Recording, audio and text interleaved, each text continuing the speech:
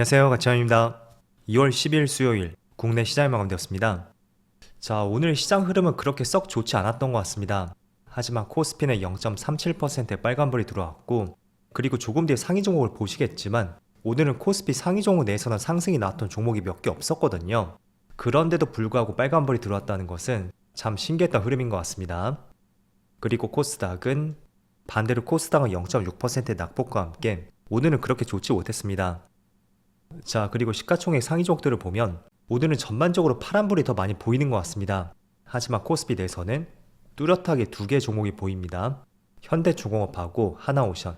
자, 조선주가 코스피 상위 종목 내에 두 종목이나 포함이 되어 있어요. 최근에 현대중공업이 처음으로 편입이 되었다면 이번에는 하나오션도 포함이 되어 있죠. 그리고 하나에어로스페이스도 보이고요. 그래서 세 개의 종목은 대표적인 트럼프 수혜주로서 작년 말에 한 차례 시세가 분출이 되었고, 그 흐름이 아직도 계속 이어지는 것 같습니다.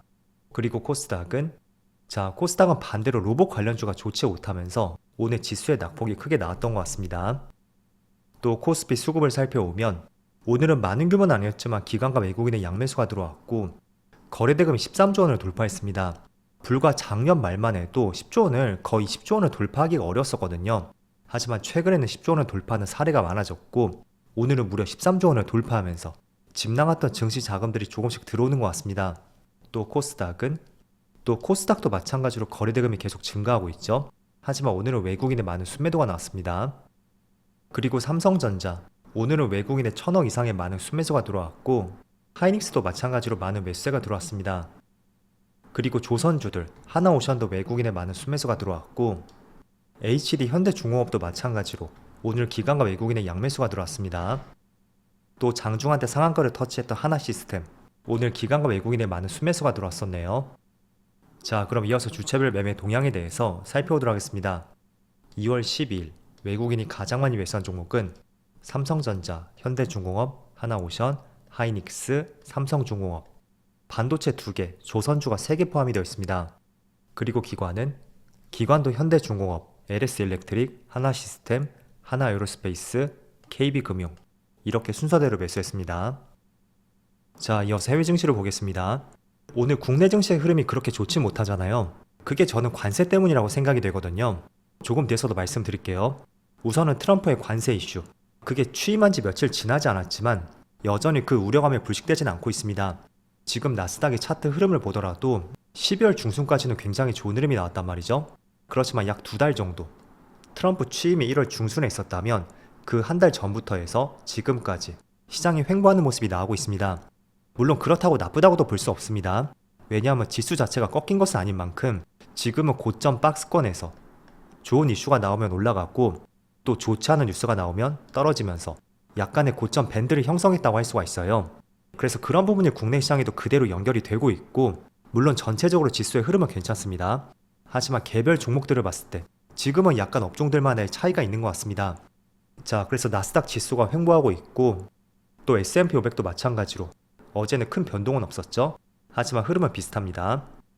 또 다우지수도 비슷하고, 반도체도 마찬가지로 지난번 이 당시였잖아요. 1월 27일날 크게 갭하락으로 출발했음에도 불구하고 여전히 그 갭을 메우지 못하고 있습니다. 그래서 일반적으로 갭을 메우지 못한다는 것은 반도체 쪽은 생각보다 조금은 힘이 약할 수도 있다, 이런 점들을 한번 떠올려 볼 수가 있을 것 같아요. 그리고 아시아 증시, 니케이는 빨간불이 들어오고 있고, 대만은 조금은 약세 흐름이 나오고 있네요. 그리고 중국 증시도 비슷합니다. 그리고 오랜만에 국내 반도체 관련주를 볼게요. 일단은 삼성전자, SK하이닉스, 또 한미반도체.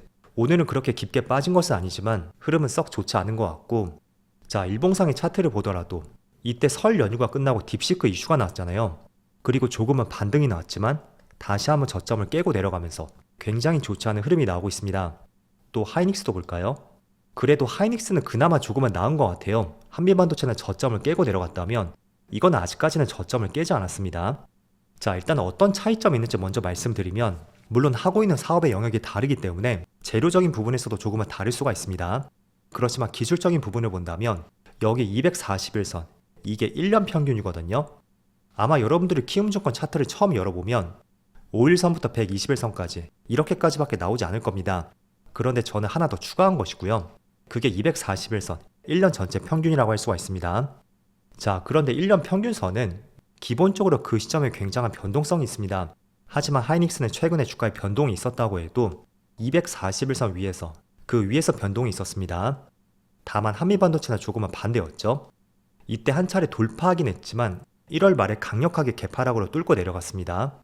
그래서 저도 이때 한 차례 손절했던 것도 제 기준보다 많이 빠졌던 것도 있었지만 중요한 것은 1년 평균선 241선을 갭으로 뚫고 내려갔기 때문에 바로 손절했던 이유도 있었습니다. 그래서 1년 평균선 아래에 있는지 또는 위에 있는지 그 차이에 따라서 조금은 주가의 움직임이 다르게 나올 수도 있습니다. 그래서 여러분들 주가의 움직임을 볼 때 241선 그 근처라면 여기서는 강하게 돌파한다든지 또는 맞고 내려오는 그 두 가지 그림이 나올 수가 있습니다.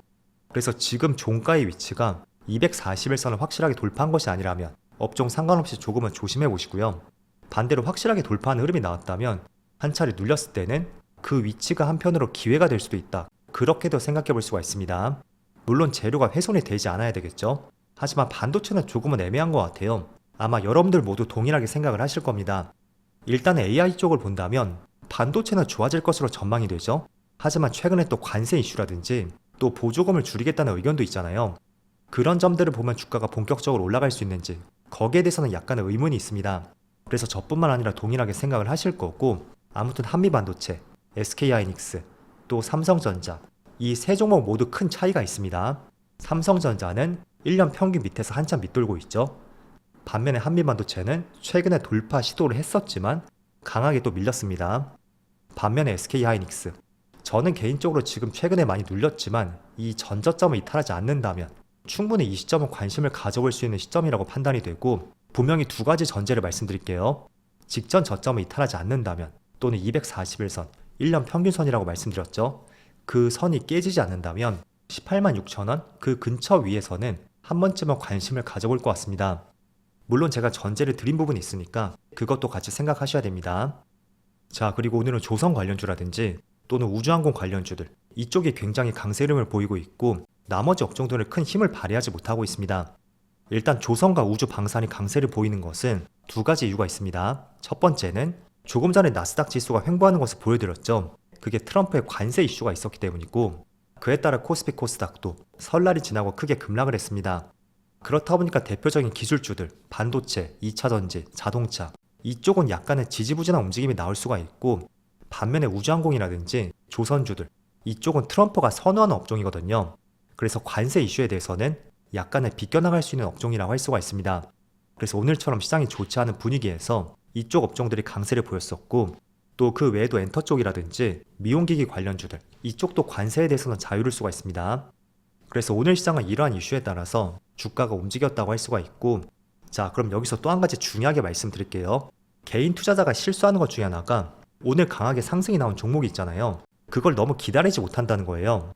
저는 개인적으로 항상 거래대금 상위 종목에 있고 재료와 이슈 그리고 수급이 좋은 종목이 있다면 항상 관심 종목으로 빼놓고 있습니다. 그 말은 그 즉시 매수를 하지 않는다는 거죠. 그럼 일반적으로 여러분들이 해야 되는 것은 어제 오늘 하나 에어로스페이스의 흐름이 굉장히 좋단 말이죠. 그럼 관심 종목으로 빼놓고 어떤 재료와 이슈가 있었는지 그런 것들을 분석하는 거예요. 그리고 조금은 시간이 지났을 때 조금만 과거로 가보면 자, 이 당시에도 장대 양봉이 한번 나왔었죠. 11.4% 급등이 나왔고 이 당시에 매수하는 것이 아니라고 말씀드렸습니다.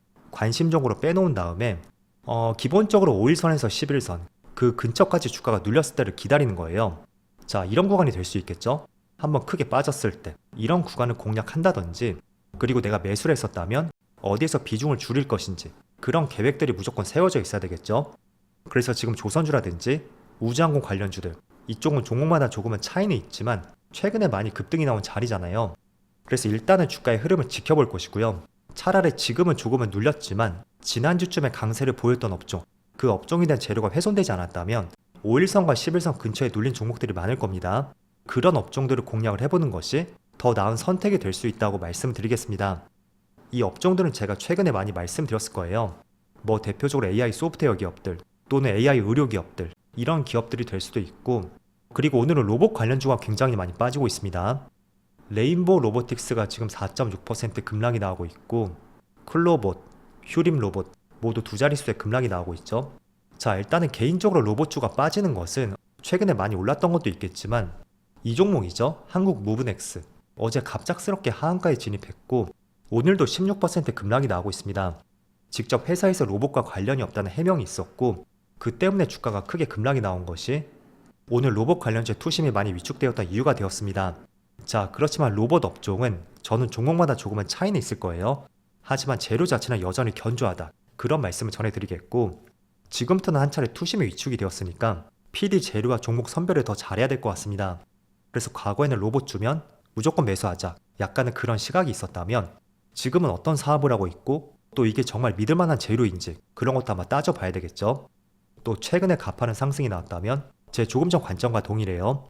당장 매수하는 것이 아니고 눌렸을 때를 기다리자. 그런 말씀을 전해드리겠고 또 기본적으로 1년 평균선 있죠. 이 평균과 이격이 많이 벌어진 종목이라면 저는 그렇게 선호하진 않고 있습니다. 그래서 저는 개인적으로 로봇 관련주에 대해서 업종은 좋게 보고 있지만 지금 위치 40만원 근처에서는 레인보우 로보틱스는 매수하지 않을 것 같습니다.